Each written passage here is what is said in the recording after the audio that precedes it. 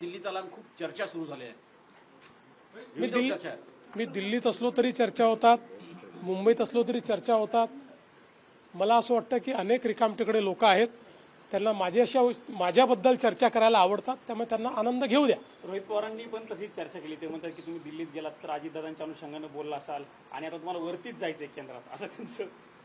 नाही, मला असं वाटतं की ज्याला जे तारे तोडायचे आहेत, ज्याला जे फुगे उडवायचे आहेत, ज्याला जी पतंग उडवायची आहे ती पतंग त्यांना उडवू द्या. मी महाराष्ट्रात आहे.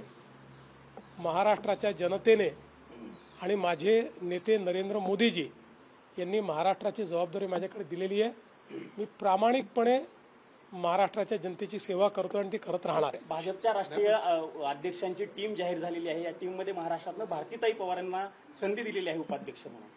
मी आत्ता अजून बघितलेली नाही, म्हणजे खरं सांगायचं आपल्यालाही माहिती आहे, मी बैठकीतनंच बाहेर आलो आहे. पण जर टीम जाहीर झाली असेल आणि त्यात कोणी महाराष्ट्रातलं असेल तर आम्हाला आनंद आहे. मी एकदा टीम पूर्ण बघेन मग त्याच्यावर. तुम्हाला दिल्लीत पाठवण्यासाठी मागे कोण लागले?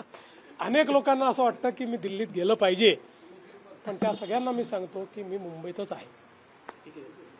थँक्यू.